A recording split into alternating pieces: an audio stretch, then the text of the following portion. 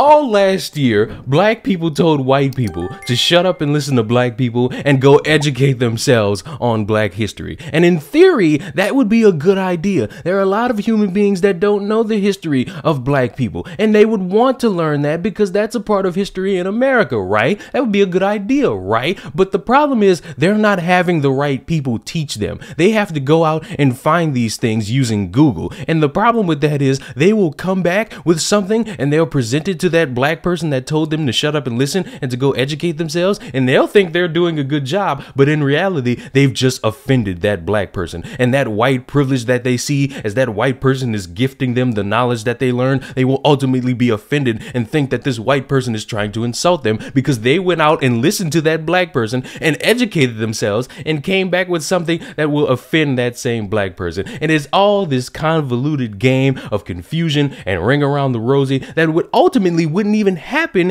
if these black people who sit there and tell people to go educate themselves would sit down and educate those white people. Which brings us to today's fun little topic. Ikea Juneteenth menu with watermelon and fried chicken sparks outrage. An attempt to honor Juneteenth has backfired spectacularly for one Georgia Ikea. An Atlanta branch of the Scandinavian furniture chain has sparked outrage with what employees are calling an intensely problematic menu curated to celebrate the holiday, which marks the emancipation of the very last enslaved Americans. To honor the perseverance of black Americans and acknowledge the progress yet to be made, we observe Juneteenth on Saturday, June 19th, 2021. Look out for our special menu on Saturday, which will include fried chicken, watermelon, mac and cheese, potato salad, collard greens, and candied yams. The selection included items that have historically been used to demean African Americans through stereotyping, resulted in multiple employees calling out of work in protest. You cannot say serving watermelon on Juneteenth is a soul food when you don't even know the history. They used to feed slaves watermelon. It caused a lot of people to be upset. People actually wanted to quit.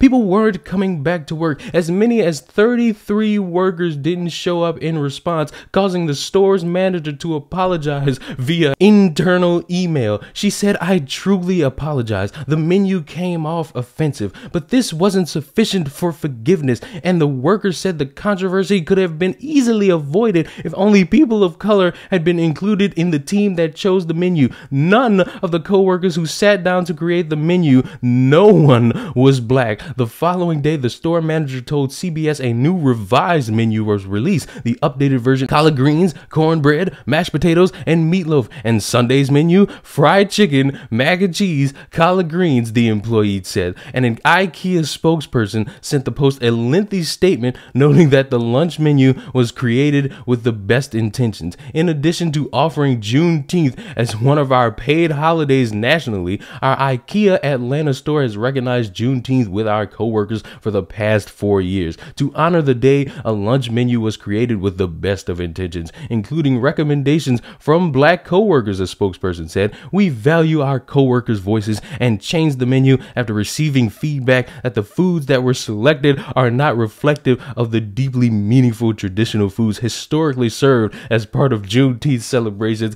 I can't even read the rest of this because you're saying that. You said you took feedback from people and the only thing you changed was taking some nasty concoction off the menu. Everything else was kept. They even added more to it. They just removed watermelons because that makes us feel bad. That is historically stereotyping us, while people to this day still eat watermelons. And I don't even know how y'all could do that because watermelons are disgusting. But more to the point, how can you sit there and expect people to learn exactly what you want them to learn without teaching them? You have to teach people in order for them to learn something, or else you'll have these people going out into the world learning some weird thing and then coming back with that weird thing that will ultimately piss you off. It is okay to teach people things. I get that none of you are teachers and ultimately you don't don't even know your own history, but it would be wise of you to learn as well. That way you don't have this problem. It's easy for all of us to sit around the campfire and just eat a bunch of foods. I eat fried chicken, I eat collard greens, I eat mac and cheese. I don't eat no watermelons because those are nasty, but I could understand why people would be offended with that while still, for some reason,